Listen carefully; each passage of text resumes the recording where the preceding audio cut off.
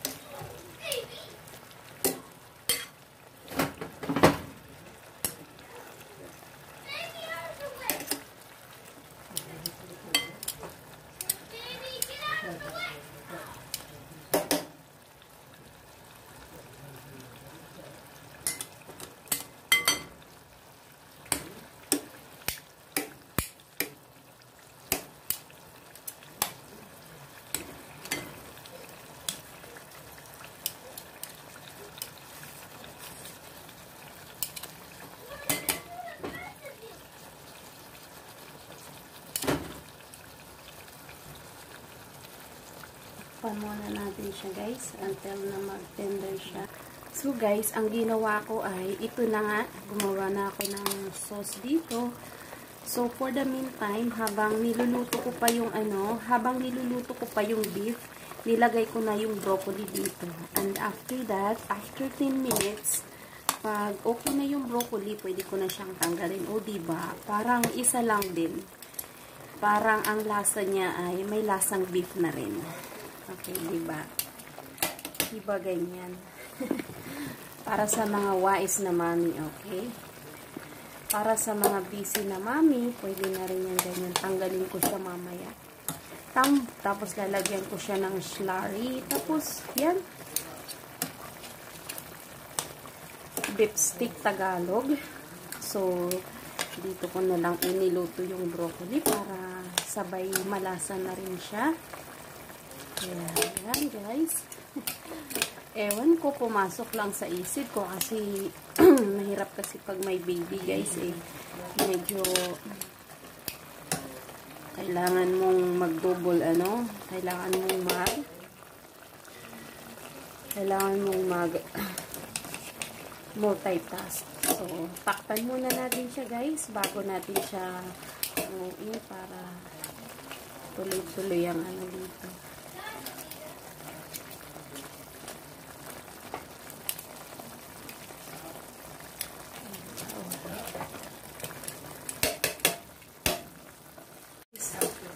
Takpan muna natin siya ng konti. I-ano natin para complete na maluto siya.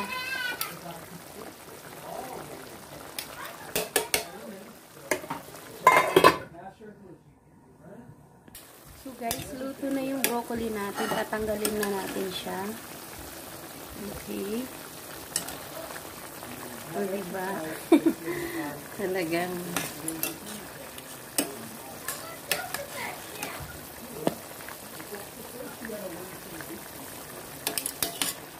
nanood yung lasa niyo dyan. O, diba? May gulay ka na. May ka pa.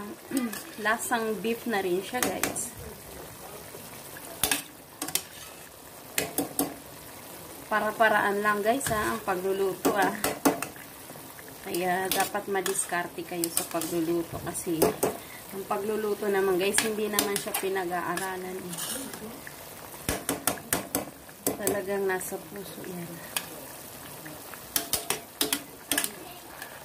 Nasa puso yan, guys. Okay? So, yan. Tanggalin natin lahat ng broccoli until na lumambot ang ating beef. Yan. Nandito lahat ng mga ano.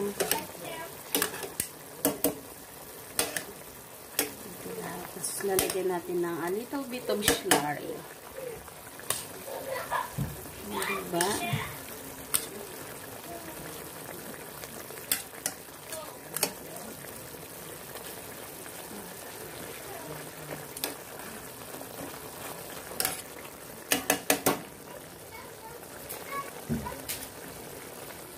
So guys, ito na ang ating broccoli na pinaglutuan natin. Sinabay natin dyan sa beef. Bisteka Tagalog. This is a Bisteka Tagalog. So guys, tingnan natin, oh. Tikman natin. Wow guys. Perfect ang lasa niya guys. O diba? Galing talaga ni Lord. Ang sarap. Pit ng maluto guys ang ating Bisteka Tagalog. So guys, done na ang ating Bisteka Tagalog. Oh. Sobrang lambot pa niya at very tender.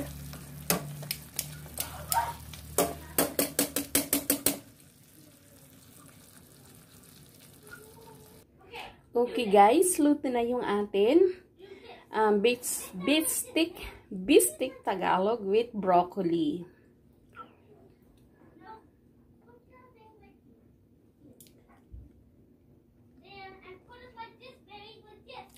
See, I put the sauce in the middle here, in the top.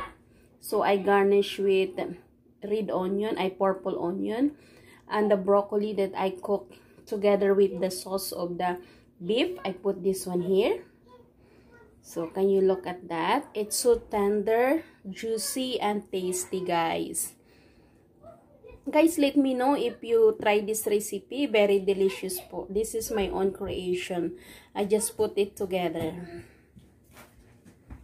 So guys, thank you for watching. It's done. Ready to eat. Happy cooking guys! Sana ay nagustuhan ninyo ito at bigyan nyo ako ng likes. Subscribe na rin pag hindi pa kayo nakasubscribe. Don't forget to share to your loved ones, friends, relatives, and your classmates. And thank you so much for watching here in my channel. God bless everyone. Thank you so much.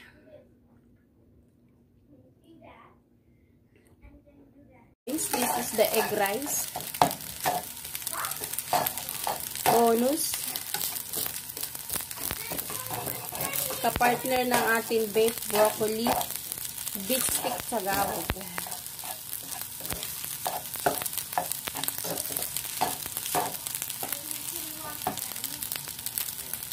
So guys, ito na ang ating egg rice. Delicious siya guys and crunchy.